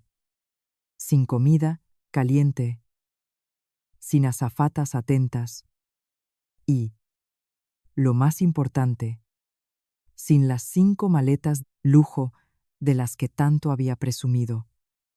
Tal como yo lo había planeado, tuvo que dejar atrás todos esos artículos de marca en el aeropuerto Charles de Gaulle, ya que la tarifa por exceso de equipaje ascendía a miles de euros. Una cifra inalcanzable para ella. La imagen de ella, con los ojos llorosos, viendo cómo el personal de seguridad se llevaba sus maletas para destruirlas, debió ser una caricatura perfecta de la codicia sin límites. Cuando Isabel salió por la puerta de llegadas del aeropuerto de Barajas, parecía una pordiosera. Su peinado elaborado era ahora un nido de enredos y sudor. El maquillaje, corrido por las lágrimas y el cansancio, revelaba un rostro envejecido, arrugado y demacrado. El abrigo de piel sintética estaba arrugado y sucio. Arrastraba una bandolera vacía, con la mirada perdida, buscando un rostro familiar. Esperaba que Javier, su hijo, el pilar de la familia, la recogiera en su lujoso SUV y la llevara a su apartamento para descansar, para poder desahogarse y contarle todo sobre Cristina y sobre mí. Pero no la esperaba ningún coche de lujo ni el abrazo cálido de su hijo. En un rincón discreto de la terminal estaba Javier. Llevaba una camiseta arrugada, unos vaqueros desgastados y una barba de varios días. Su rostro, gris y abatido, no conservaba ni un ápice de la elegancia del falso directivo de antes. Isabel, al verlo, corrió hacia él como un náufrago que encuentra un salvavidas y se abrazó a él, llorando a gritos. Javier, hijo mío, estoy viva. Creí que me moría en Francia. Cristina me ha traicionado, Sofía me ha hundido. Llévame a casa, tengo hambre. Estoy agotada. Javier permaneció inmóvil como una estatua, sin devolverle el abrazo ni decir una palabra de consuelo. Apartó suavemente las manos de su madre y con voz ronca y seca, dijo: ¿A qué casa vamos a ir, mamá? Ya no hay casa. Isabel se detuvo, mirándolo con desconcierto. ¿Qué dices? ¿Y el piso que alquilaste? ¿Y tu novia? ¿No ibas a traerla a vivir? ¿Contigo? ¿Novia? ¿Qué novia? En cuanto se enteró de que estaba arruinado y lleno de deudas, me quitó el Rolex y la cadena de oro y me echó a la calle como a un perro, gritó Javier, agarrándose la cabeza, sin importarle las miradas de la gente. Me han despedido. El banco me persigue por las deudas de la tarjeta. Y unos matones me buscan por el préstamo de 20.000 euros que pedí para sus caprichos. No tengo nada. He estado durmiendo en casa de un amigo. Vuelve al pueblo, mamá. Yo no puedo cuidar de ti aquí. Cada palabra de Javier fue como un mazazo para Isabel. Todo se había derrumbado, la vida de lujo, el hijo brillante, la nuera joven que le daría un nieto. Todo era una pompa de jabón que había estallado. Se quedó paralizada, temblando, mirando al inútil y cobarde de su hijo. Quiso gritarle, pegarle, pero no le quedaban fuerzas. Se desplomó en el suelo frío del aeropuerto, llorando, desconsoladamente, sus lamentos resonando por toda la terminal. En ese momento, las puertas automáticas se abrieron, dejando entrar una brisa fresca. Salí por la puerta VIP, vestida con un elegante traje de seda color crema y unos tacones de aguja que marcaban un ritmo seguro sobre el suelo de mármol. Detrás de mí, un asistente tiraba de mi maleta Louis Vuitton. Acababa de regresar de un exitoso viaje de negocios a Singapur, con un acuerdo de fusión multimillonario para la empresa. Me detuve un instante al ver la patética escena en un rincón de la terminal. Isabel, llorando en el suelo, y Javier, a su lado, desesperado. Los dos, parásitos que me habían consumido la vida, que habían conspirado para destruirme, ahora mostraban su rostro más miserable y humillante. No me acerqué ni dije una palabra de burla. Simplemente me quedé a una distancia prudencial, observándolos como a dos extraños. Lástima. Pero la razón la disipó al instante. El karma no perdona a nadie. Y el precio de la codicia, la mentira y el egoísmo siempre es el más alto. Un Mercedes Maybach negro se detuvo frente a mí. El chófer, uniformado, se bajó rápidamente y me abrió la puerta con una reverencia. Entré y me recliné en el suave asiento de cuero. A través del cristal tintado, vi que Javier levantaba la vista y nuestras miradas se cruzaron. En sus ojos vi conmoción, arrepentimiento, mordimiento y una súplica silenciosa. Se dio cuenta de que la mujer a la que había despreciado y traicionado estaba ahora en un nivel que él jamás podría alcanzar. Esbocé una media sonrisa, tenue pero llena de orgullo. Pulsé lentamente el botón para subir la ventanilla, borrando de mi vista la imagen deprimente de madre. Hijo, a casa, le indiqué al chofer.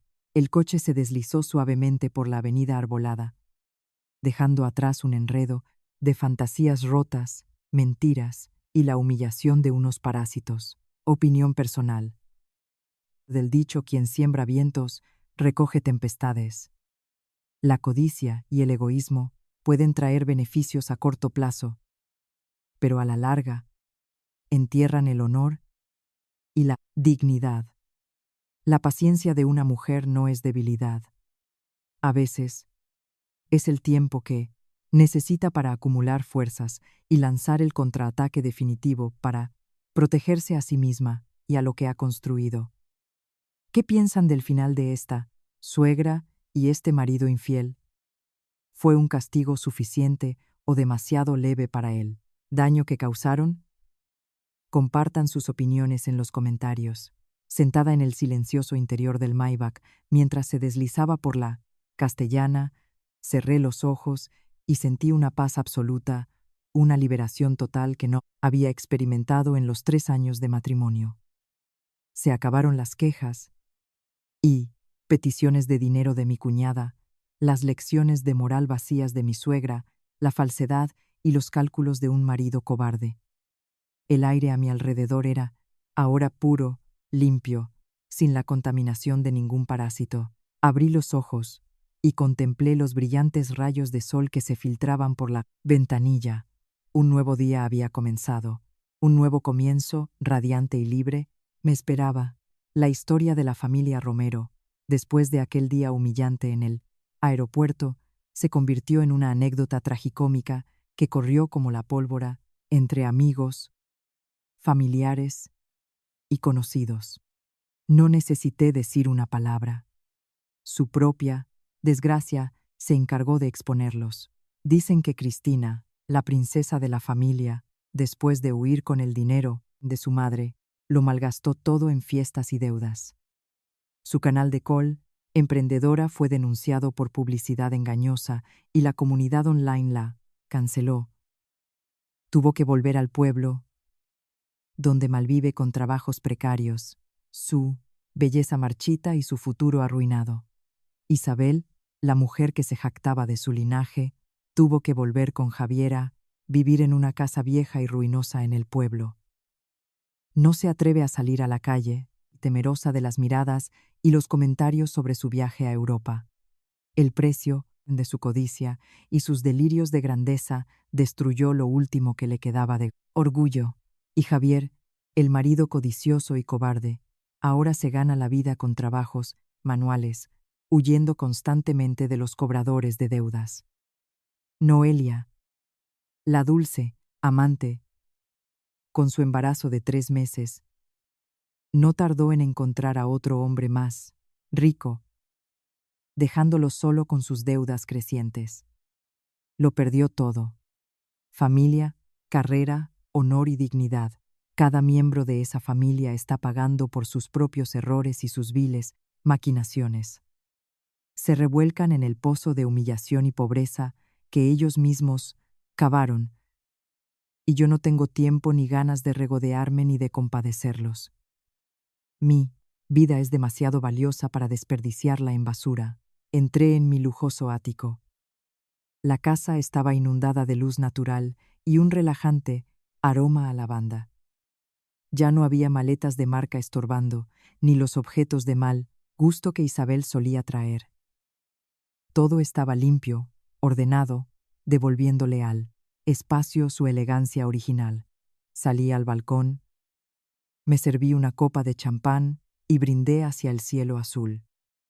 Una sonrisa radiante iluminó mi rostro, la sonrisa de una mujer que se ha liberado de sus cadenas, que ha recuperado el control de su vida y de su patrimonio. Cometí el error de creer que la sumisión y el sacrificio traerían la felicidad. Dejé que se aprovecharan de mi bondad. Pero desperté a tiempo. Usé mi inteligencia, mi determinación y mi experiencia financiera para protegerme, para limpiar a los parásitos y para hacerles pagar por su codicia de la forma más legal y despiadada posible. Esta dura lección me ha hecho más fuerte, más astuta y más independiente que nunca. Seguiré viviendo una vida orgullosa y libre, dedicándome a mi carrera, disfrutando de los frutos de mi propio esfuerzo. No necesito una familia falsa, ni un marido parásito, ni una familia política que viva a mi costa. Apuré mi copa y volví adentro, lista para nuevos proyectos, para alcanzar nuevas cimas. La Sofía de hoy ya no es una nuera sumisa. Es una mujer fuerte, dueña de su propio destino. Estimados oyentes, después de recorrer juntos las emociones de la historia de Sofía, seguramente todos nos hemos quedado con una sensación de profunda reflexión. La historia no solo cierra con la satisfacción de ver a la codicia castigada, sino que también nos deja valiosas lecciones sobre cómo nos relacionamos y sobre cómo una mujer debe posicionarse en su matrimonio y en su vida. Por favor, tengan en cuenta que el contenido y los mensajes de esta historia se presentan con fines educativos y de entretenimiento, buscando ofrecer perspectivas que nos ayuden a valorar nuestra propia valía y a construir una vida mejor. La lección más grande, y quizás la más dolorosa, es el error de concepto sobre los límites del sacrificio.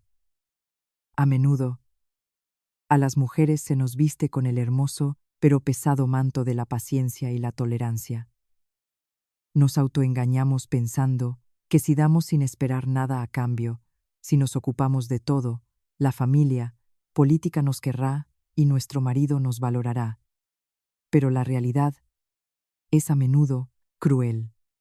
La bondad ofrecida a quienes no tienen límites, a quienes padecen de egoísmo y delirios de grandeza, no es amor. Es el cebo que alimenta su codicia. Los parásitos nunca agradecen al árbol que los nutre, solo chupan su savia hasta que se seca. Por lo tanto, la lección más práctica es establecer límites claros en todas las relaciones, incluso las familiares. Tienes derecho a amar y ayudar, pero nunca a perder el control de tu vida y de los bienes que has ganado con tu propio sudor. Además, la historia nos recuerda la importancia fundamental de la independencia financiera y la claridad mental. El dinero no es la única medida de la felicidad, pero es el escudo más sólido para proteger tu dignidad cuando llega la tormenta. Imaginen que Sofía no fuera una mujer independiente, sin recursos económicos y sin conocimientos legales. ¿Cómo podría haberse defendido de una familia entera conspirando contra ella? La independencia económica da a la mujer una voz, poder de decisión, miedo al mañana.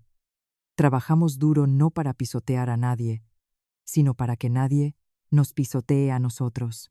También debemos redefinir lo que significan la lealtad familiar y el compromiso matrimonial. Ser leal no significa tolerar el parasitismo o el despilfarro a costa del esfuerzo de otro. Un matrimonio no puede construirse sobre la explotación y el engaño. Un verdadero hogar es un lugar de igualdad, donde todos los miembros comparten las cargas y entienden el esfuerzo de los demás. Cuando una relación se reduce a la explotación, cortar ese lazo no es crueldad, es la única forma de salvar tu propia vida y tu alma. La vida es justa.